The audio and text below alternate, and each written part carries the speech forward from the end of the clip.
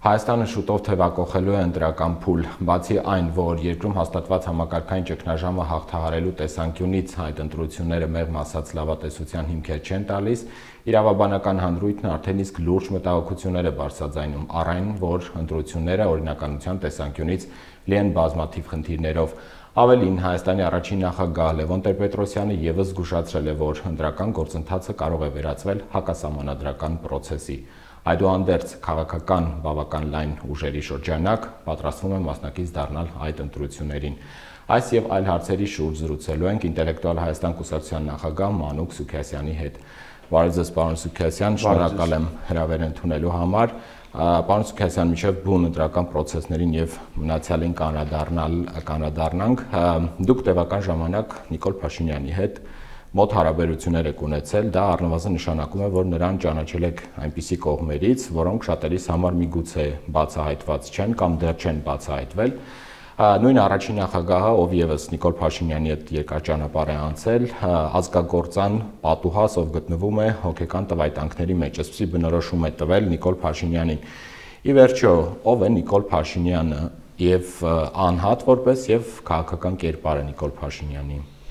Նիկոլ Փաշինյանի հետ մեր համատեղ ճանապարհը եղել է 2007-8 թվականներին եւ դրանից հետո մի կարճ էպիզոդ 18 թվականին, դա շատ հեռավորության վրա, բայց 2008-9 թվականի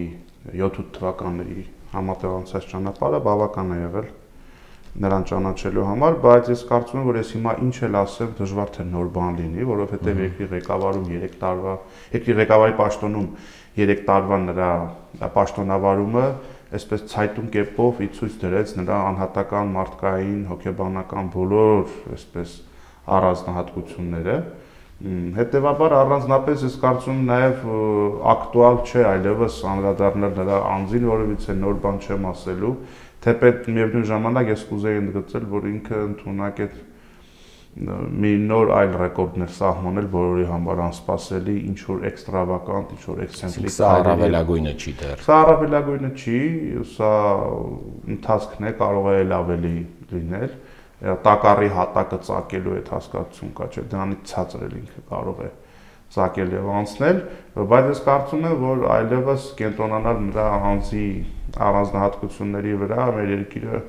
ուղղակի իրավունք չունի մեր հասարակությունը, դրա այլևս ակտուալությունը կորցրած հարց է, ում համար որ պետք է պարզվեր, արդեն իսկ պարզվել է, իսկ նրանց համար ովքեր միևնույնն է շարունակում են նրա հետ ինչ որ ակնկալիքներ ունենալ, նրանց համար ինչ ուզում ես բացահայտի, այլևս դա կրում է այսպես իրացիոնալ, սուբյեկտիվ ներանձնական բնույթ, հետևաբար պետք է խոսել երկրին առջև ծառացած ավելի շատ մարտահրավերների մասին։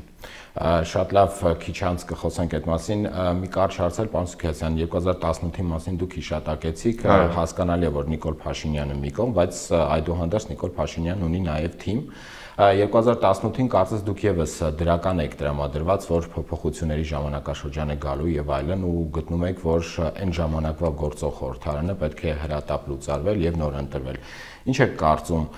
կար այդ ժամանակվանից արդյոք առհասարակ չկար որևէ պատկերացում, որ այս գումարման խորհրդարանը ամբողջովին դառնալու է Նիկոլ Փաշինյանի կցորդն ու իր մասնակցությունը ունենալու այն վիճակում, որում այսօր երկիրը հայտնվել է, թիմի առումով։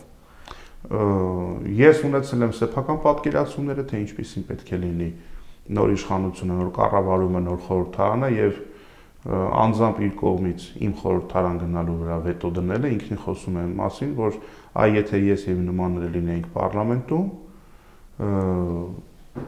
այդ չէ լինի այնպիսի պարլամենտ, ինչպիսին որ կա այժմ, բայց նա վետո է դրել ոչ թե ուղղակի այսպես վատ երաստեցնելու արդյունքում, այլ իմ կողմից որոշ հարցերում որոշակի սկզբունքային վարքագծի հետևանքով։ Այսինքն անձնավորված Նիկոլ Փաշինյանը դեմ է եղել, որ դուք ոչ թե Նիկոլ Փաշինյանի դեմ, այլ եղել է կոնկրետ որոշակի խոսակցություն, որտեղ ես ունե երկու տարբերակ, կամ լինել սկզբունքային, կամ լինել ինչ-ինչ ասենք, չգիտեմ, պաշտոնի ակնկալիքով հարմարվող, ես հարմարվող չեմ գտնվել, որի արդյունքում ինքը կայացրել է նման որոշում, բայց անգամից դրանից հետո ես 1.5 տարի լռել եմ, ոչինչ չեմ խոսել, ասել եմ լավ, թող այս ամեն ինչը դրվի մի կողմ, երկրի վիճակը լավանա, բայց ես համոզված եմ, որ միջանձնային հարաբերություններում ստորին վարքագիծ ունեցող մարդը չի կարող լինել երկրի ղեկավար։ Եվ ժամանակը բերեց, հիմնավորեց, ապացուցեց այդ ամեն ինչը, Անշուշտ որքան էլ որ տարբեր անհատներ, տարբեր ուժեր, տարբեր վերլուծաբաններ 18 թվականի հետևում տեսնեն տարբեր ուժային կենտրոնների ներգործություն, որը չի կարելի նաև բացառել, բայց այդուհանդերձ քաղաքական գործչի, պետական լծակները տիրապետող գործադիր իշխանության ղեկավարի առաքելությունը կայանում է նրանում, որ հանդես գա սեփական օրակարգով բոլոր կարգի պայմանավորվածությունները փորձի խուսանավել եւ ստեղծել մի այնպիսի իրավիճակ, որը պետք է հասարակությանը նա ուներ այդ բացառիկ շանսը, դա մի համաժողովրդական ալիք էր, որ էլի եմ ասում, որքան էլ որ իր հետևում ունենալ ինչ կուլիսային դրվագներ, միևնույնն է, այնպիսի կարտ բլանշ էր պարունակում, որ այդ իշխանության ղեկավարը կարող էր ցանկացած պայմանավորվածություններ վերանայել ի օգուտ ժողովրդի, բայց նա գնաց արկածախնդրության, նա գնաց եղած քիչ թե շատ աշխատող տարբեր կարգավորումներ, հատկապես արտաքին աշխարհի հետ, այդպես ասենք, վերանայելու, համակարգերը ջարդելու եւ պատահական չէ, որ Արցախյան պատերազմի 20 թվականի սեպտեմբերի մեկնարկած պատերազմի այդ հանգուցային կետը, այսպես ասենք, սեյֆը ինչպես է բացվում, հա, 3 ճիշտ թիվ պետք է կանգնի, որ բացվի, հա, չհրկիզվող պահարանը, այդ 3 կետը մեկը մեր ռազմավարական գործընկերոջ Ռուսաստանի հետ հարաբերությունների խայտառակ կետի թարացումներ, մյուսը բանակցային գործընթացը Արցախյան հակամարտությանը վիժեցնելը եւ խայտառակ ինչ որ հայտարարություններ անելը ու դրա դրանց զուգահեռ նաեւ ասենք տաուշում մի բարձունքի հետ կապված մի փոքր մարտական գործողության բերումով Սարդարապատում 70 հոգու մարտական խաչ պարգևատրում տալը դա ուղիղ մարտահրավեր էր Թուրքիային եւ Ադրբեջանին գումարած նաեւ տնտեսական է կորոնավիրուսի եւ այլ դրվագների պատճառով մեր, ասենք, ցածր դիմադրողականությունը, այդ 3 հանգուցային կետը կանգնեցին մեկ գծի վրա եւ Իլհամ Ալիևը շատ հասկացա, որ ավելի բարենպաստ իրավիճակ որ քո մեր ռազմավարական գործընկերը շատ ավելի սառը վերաբերմունք ունի եւ ռազմական ստրատեգիական բալանսը խախտված է ի օգուտ Ադրբեջանի եւ նրանք արեցին իրենց քայլը, այդտեղ զարմանալու ոչինչ չկա, բայց չգիտեմ բացառիկ ապիկ արտագետ կամ պատվեր կատարող պետք է լինես, որ դու ինքդ այնպես անես, նպաստես, որ թշնամու համար լինի բարենպաստ պայմաններ։ Արագացնես էլի պրոցեսը։ Այո։ Պարոն Սուքասյան, գալով մեր օրյա իրողություններին, կարծես թե ընտրությունների փաստը արդեն կայացած փաստ է, ընտրություններ լինելու որոշում ունեք արդեն կուսակցությունով ինտելեկտուալ Հայաստան կուսակցությունը մասնակցելու եք թե ոչ։ Այս պահին որոշում դեռևս չունենք, բայց քաղաքական զարգացումները եւ քննարկումները, շփումները այսպես բավականին ակտիվ փուլում են։ Մենք ինքնանպատակ մասնակցության խնդիր չունենք, ոչ էլ գերնպատակ ունենք ամեն կերպ, ամեն գնով, ամեն տարբերակով մի կերպ խցկվել պարլամենտ, եթե այդ տարբերակը դավանող լինեինք, վաղուց կլինեինք պարլամենտում կամ այս կամ այն քաղաքական ուժի կողքը ծվարած։ Մենք փնտրում ենք ազդեցություն։ Նախընտրական ծրագրից սկսած մինչև երկրի կառավարման ընդհանուր մոտեցումների հետ կապված ազդեցություն։ Այսինքն եթե որևիցե քաղաքական միջավայրում ընդունելի կլինի այն փաստաթուղթը, որը մենք ընդունել ենք, այո, թեկուզ եւ մասնակիորեն կարող լինի քննարկման օրակարգ, թե չէ, ուղղակի զուտ պաշտոններ ստանձնելու համար մենք կուսակցության հիմնադիրները յուրաքանչյուր անհատապես կարող էր այս կամ այն չափով լուծել այդ հարցը շատ ավելի վաղուց։ Այս պայն մենք ունենք ընդհանուր օրակարգ, քաղաքական զարգացումները մեզ տանում են դեպի ընտրություններ, տեսնենք ինչ որոշումներ կունենանք, այս պայն ոչ մի հստակություն չունենք։ Իսկ ինչ որ գործոններով պայմանավորված, այսինքն ինչ որ առանցքային իրադարձություններ կլինեն նոր, որից հետո կունենաք որոշում, թե Չէ, մեր համար իրադարձությունը մեր քաղաքական համաձայնություններն են եւ դրանից զատ այլ գործոն դժվար թե ազդի եւ ես կարծում եմ, որ ընտրությունները այդուհանդերձ տեղի կունենան, որովհետեւ այս լարվածությունը պարպելու այլ տարբերակ չկա մեկ եւ երկրորդը կարծես թե իշխանությունները արտաքին ինչ-ինչ ուժերի հանդեպ որոշակի պայմանավորվածություններ ու պարտավորվածություններ որ ստանձնել էին նախկինում, այս պայն խոսքը գնում է, ասենք օրինակ Սյունիքում, չգիտեմ, միջանցք կամ այսպես, հա, կոմունիկացիաներ, տարանկալումներ, տարբեր մեկնաբանություններ, կարծես թե իշխանությունները եկել են դրսի հետ համաձայնության, որ դադարեցնում են գործընթացները, մենք պետք է վերընտրվենք, որովհետև մենք ենք միակ գարանտը, որ այդ պայմանավորվածությունները կաշխատեն մեկ եւ երկրորդը մենք այդ պայմանավորվածությունները չենք անելու եւ հրաժարական տանք, մենք պիտի վերընտրվենք, ապահովենք մեր հետագա լինելիությունը նոր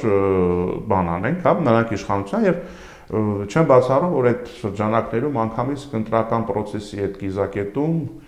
Փաշինյանը որոշակի ադրբեջանական աջակցություն ստանա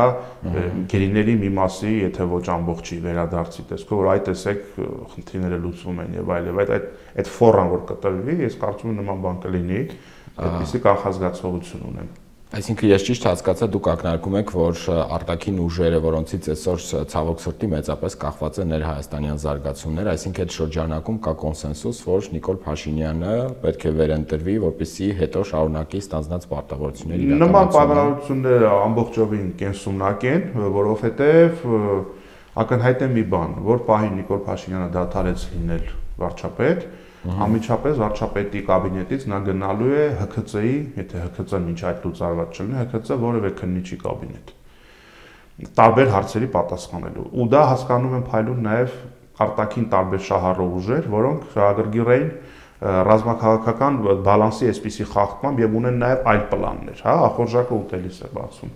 Եվ որպես իրենց արդեն իսկ ունեցած ձեռքբերումների գարանտ եւ հետագա պլանների այսպես ասենք, աջակից նրանք շահագրգիռ են Փաշինյանական իշխանության պահպանմամբ Հայաստանում եւ անելու են առավելագույնը, որ Փաշինյանը ունենա գերիների վերադարձի տեսքով որոշակի, այդպես ռեյտինգի աճ, չեմ բացառում նաեւ որոշակի ֆինանսական ներարկումներ, որ այստեղ օրինակ աշխատավարձների, թոշակների ուշացումներ չլինեն, այդ շորշոփները կան, ֆինանսական ահավոր ստաբիլություն ապահովելու համար գահավիժման այսպես եզրով եք քայլում Եվ տնտեսական վիճակի ցուցիչներից մեկն էլ այն է, որ օրինակ իշխանությունները ունեն մտադրություն սպասարկման ոլորտի շրջանառության հարկը դարձնել ավելացված արժեքի հարկ։ Դա կնշանակի սպասարկման ոլորտի շեշտակի գնաճ, որովհետև այո, ԱԱՀ-ով ավելացված արժեքի հարկով հարկվելը սպասարկման հանրային սննդի ոլորտին դնելու է շատ դժվար սակագնային իրավիճակի մեջ։ Դա ազդելու է նաև туриզմի վրա, որովհետև մեր туриզմի բաղկացուցիչներից մեկը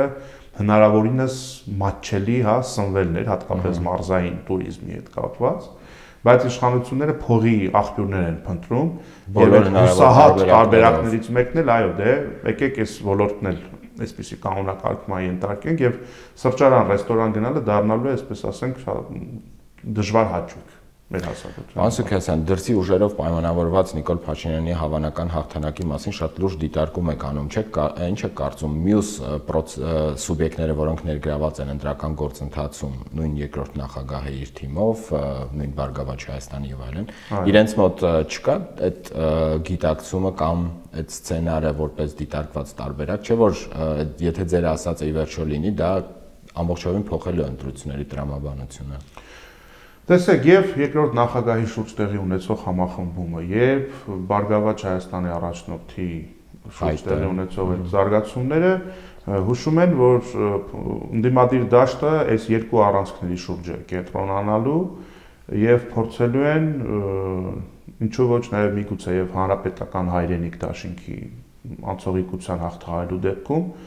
ստանալ պարլամենտական մեծամասնություն եւ ձևավորել կառավարություն եւ այսօրվա իշխանություններին թողնել դարձնել ընդդիմություն։ Այդ պարագայում արդեն ուզած-չուզած արտաքին ուժերը կանգնելու են փաստի առաջ եւ ստիպված են լինելու գնալ նոր պայմանավորվածությունների, նոր համաձայնությունների։ Նո առավել քան վստահ եմ, որ թե երկրորդ նախագահը, թե Գագիկ Ծառուկյանը չեն գալիս սպասարկելու Նիկոլ Փաշինյանի ձեռք բերած նախկին պայմանավորությունները եւ դա լինելու են ազդակը արտաքին աշխարհին, որ Հայաստանի Հանրապետությունը ունի իմունային համակարգ, ամեն ինչ չի որ հնարավոր է փաթաթել մեր վզին, եթե գտել եք մի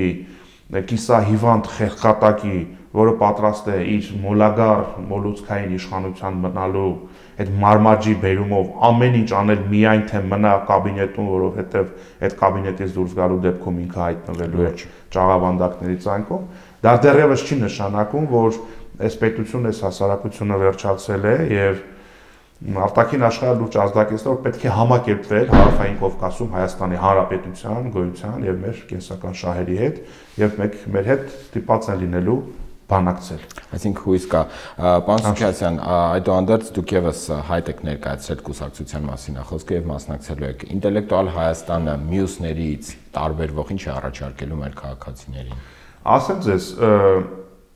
նախ սկսենք երևի թե սիմվոլիկաներից, վերջին շրջանում այսպես քաղաքական զրո կենսագրության տեր մարդիկ sense միանգամից կուսակցություններ են բացում, միանգամից դառնում են կուսակցապետ։ Ակամայից հարց է առաջանում ուր եք այսքան ժամանակ ու ինչով եք զբաղված դուք, որ սպասում եք երկրի վրա արհավիր կգա նոր, այսպես ասեք, եկերեն, բայց այն ընդհանուր առմամբ ողջունել է թող գան հրապարակ եւ գաղափարներ առաջացնեն։ Ի տարբերություն այդ նորաստեղծների։ Օրինակ մենք մեր հիմնադիր համագումարի ժամանակ մեր դահլիճում դրել ենք Արցախի դրոշ։ Ոչ մի նորաստեղծ կուսակցություն չի դնում Արցախի դրոշ։ Մենք դրել ենք։ Այդ թեմայից դիստանցավորվել է նկատվում, խուսափում են շատ ուժ։ Մենք դնում ենք, մենք տեր ենք Արցախին, մենք տեր ենք Շուշիին, մենք տեր ենք Հադրութին եւ մենք պայքարելու ենք այդ ամեն ինչի համար։ Երկրորդը մենք մեր առաջին ուխտագնացությունը կատարել ենք Եղաբլուր։ Մենք մեր երկրորդ ուխտագնացությունը կատարել ենք Մայրաթոր։ Մենք մեր մյուս ուխտագնացությունը կատարել ենք մոտակա օրերին Ստեփանակերտ։ Դրանք լուրջ սիմվոլիկաներ են ընդհանուր մեսիջային առումով։ Իսկ բովանդակայինի վրա է շեշտադրումը դրված հասկացան, որ մենք ընդունելով այս իրողությունները, մենք մեր տեսիլքը հզոր եւ միասնական Հայաստանն ու Արցախն են։ Եվ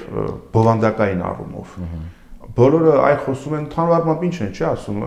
լավ ապրենք, սոցիալ-տնտեսական կենցաղային, հնաշատ լինի, բյուջեն լավ լինի, թոշակները բարձր լինեն, հա, բոլորի նպատակը կարելի ասել դա է, բանակում շատ զենք լինի, հա, հզոր լինենք եւ այլ, բայց թե ոնց հա պետք հասնել այդ ճանապարհին, այդտեղ արդեն շատ քչերն է որ ասելիք ունեն, ի տարբերություն շատ շատերի մենք ունենք կոնկրետ որոշում, մենք գտնում ենք, որ մեր հասարակության առաջին արժեք ստեղծող շերտը փոքր եւ միջին բիզնեսն է, փոքր եւ միջին բիզնեսը պետք է ունենա բարենպաստ միջավայր։ Որովհետեւ 3-5-10 հոգանոց աշխատատեղ ստեղծող բիզնեսներն են մեր երկիրը պահելու։ Մեգակորպորացիաները այստեղ լայն ներդրումներ չանելու։ Շուկան փոքր է, տարանցիկ չէ, նաեւ կա քաղաքական, աշխարհաքաղաքական գործում։ Եվ մենք գտնում ենք, որ մարդկային ինտելեկտն է բոլոր արատների բալասանը, որ այսինքն տգետ հասարակությունները չեն ունենում հզոր պետություն։ Զարգացած խելացի մարդիկ են կարողանում տարբերել պատասխանատու քաղաքական գործչին պատեհապատ շարլատանից։ Գոնե այս արհավիրքից հետո մենք պետք է այդ դասը քաղենք։ Բայց մենք ինտելեկտ ասված նկատի չունենք միայն ակադեմիական դիպլոմային գիտելիք, ասենք ցանկացած արծաթագործ, որ կսովորի այդ արհեստը, կհյուրացնի գիտելիք ձեռք կբերի եւ արժեք կստեղծի, իր ընտանիքի սոցիալական խաղարիքները կհոգապետությանն էլ հարկ կվճարի, այդ հարկը կդառնա փամփուշտ ու սուտ աշխատավարձ, այդ մարդը ինտելեկտուալ արժեք է։ Ցանկացած հատկապես փոքր եւ միջին բիզնեսում լավ աշխատակիցները որակավորում ունեցող բիզնեսի գործատիրոջ, բիզնեսի տիրոջ հետ համարյա փայատիրոջ չափ եկամուտ են վաստակում, եթե դու լավ մասնագետ ես, դու ասենք օրինակ լավ խոհարար ես, բայց նաև պետք է ուշադրություն դարձնենք գիտատար, փորձարարական, նորարարական ուղղությանը, որը կարող է այս մեր տնտեսությունը ավելի շատ հիմնված է ներմուծման վրա։ Այ երբ որ մենք ունենանք գիտատար, նորարարական, գիտական բան, հա, տնտեսություն, ասենք գյուտեր, որոնք կարող են ստեղծել արտադրություն, որը կվաճառվի դրսում եւ փողը դրսից կգա ներս, այո։ Եվ դա կդառնա նորից եմ ասում, հարկ կդառնա զենք եւ մեր խնդիրը պատերազմներ կանխելն է, ոչ թե պատերազմներում անպայման հաղթելը, ինչը չկարողացավ անել ցավոք այսօրվա իշխանությունը եւ ակնհայտ ակսիոմա է, եթե դու չես կարող հաղթել պատերազմը, դու գոնե պետք է կանխես պատերազմը, բայց մենք ոչ միայն չկանխեցինք, այլ նաեւ կրեցինք խայտառակագույն պարտություն, որը սակայն ես վստահ եմ, որ կարճ ժամանակ հետո մենք ռևանշ ենք հասնելու բանակցային կամ ռազմական տարբերակով, թող բարձրագոտ չհնչի, բայց նման ձգտում, եթե ժողովուրդները չեն ունենում, նրանց պարտադրում են ել ավելի մեծ զիջումներ, միշտ չարի վերջի կկուները պետք է հիշենք։ Տալիս ես մեկին, տալիս ես ուզում են երկրորդին, երրորդին, Արցախի մեծ մասը հանձնեցինք, հիմա Սյունիքն են ուզում, որ մենք չհանձնենք Սյունիքի մասին խոսակցություն չէր գնա, այո։ Պարոն Սուքիասյան, հավանական մասնակցության դեպքում կուսակցությունը միայնակ է մասնակցելու, թե ինչ-որ դաշինքներ նշмарվում են։ Տեսեք, ես դաշինքները այս պահին չեմ բացառում, որևիցե ֆորմատ մեզ համար այս պահին այսպես ինչ-որ նախապաշարումներ չի ենթադրում, Բայց վերստին կրկնեմ խոսքս, մենք process-ների եւ ընդհանուր քաղաքական product-ի վրա ենք միայն հիմնվելու, թե մենք որ process-ի ժամանակ ինչ ենք ներդրում եւ ինչ պլան A, պլան B, պլան C եւ մեր մինիմումը որն է, մենք փնտրում ենք առաջին հերթին ազդեցություն եւ դրա այդ օրակարգով ենք շարժվելու առաջ։ Այսինքն մեծ տոկոսներ հավաքելու մտայնություն, որպես այդպես ինչ կա, դուք ուզում եք կոնկրետ խմբի լոբինգ շահերը ներկայացնող ուժը լինեք խորհրդարանում, ինչքան կստացվի տարբերակով։ Այս պահին նոր ստեղծվելով ակնկալել շատ խոշոր ձայն, դա կլինի առնվազն անհամեստություն եւ անլրջություն։ Բայց մենք գտնում ենք, որ փոքր եւ միջին բիզնեսը, ինտելեկտով արժեք ստեղծող հանրային շերտը պետք է ներկայացված լինի պարլամենտում եւ իր շահերը արտահայտի, ոչ թե օրվա իշխանությանը գնա ինչ-որ արտոնություններ խնդրի կամ ասի, այ ես ինչ օրենսդրական խստացումները մի մտցրեք, թույլ տվեք մենք այդ խնդրողի կարգավիճակից փոքր եւ միջին բիզնեսը, ինտելեկտուալ արժեք ստեղծող հանրային շերտը պետք է դուրս գա, պետք է պարլամենտի ամբիոնից հնչեցվեն փոքր եւ միջին բիզնեսին հետաքրքրող բոլոր խնդիրները վերհանվեն եւ պետությունը պետք է ինքնին դառնա պարտները, գործընկերը փոքր եւ միջին բիզնեսի, ու այդ առումով դա մեր առաջնահերթ խնդիրն է, անկախ նրանից թե ով է տվյալ պահի իշխանությունը։ Եվ մի վերջին հարց, եթե վատատեսական սցենարով գանք, այսինքն այս ասվածների համատեքստում ենթադրենք ընտրություններում Նիկոլ Փաշինյանին եւ Իմ Քայլին հաջողվում է ահռելի քանակությամբ ձայներ հավաքել եւ 50+1 շեմը հաղթահարել։ Ինչ է լինելու դրանից հետո։ Նախ այս նման մղձավանջ մի քիչ դժվար եմ պատկերացնում, եթե պատկերացնելու փորձել անենք, դա ենթադրվում է լինելու է ինչ-որ կեղծիքների արդյունքում, դա իր հետ բերելու է այլ լարվածության դրսևորում եւ մի կարճ ժամանակահատված հետընտրական 1 շաբաթ 10 օրը լինելու է շատ, այսպես ասենք, տեկտոնային իրավիճակ, նոր ցնցումների կախված ընդհանուր մթնոլորտի եւ ընտրությունների որակից ընդդիմությունը հավանական է որ ստանա կարտ բլանշ գնալու ռադիկալ քայլերի եւ պարտադրել իշխանության ամբողջովին, այսպես ասենք, անվերապահ իշխանությունը հանձնել։ Հետընտրական ցնցումները ես շատ հնարավոր եմ համարում, եթե իշխանությունները գնան տոտալ ընտրակեղծիքների, բայց ես լիահույս եմ, որ նրանց ողջամտությունը կբավականացնի եւ հանրային լարվածության նոր գործընթաց չեն հարուցի։ Շատ լավ, շնորհակալ եմ հետաքրքիր զրույցի համար, պարոն Սքեսյան, ձեզ էլ հաջողություն եմ աղթում առաջիկա ընտրական ցիկլում։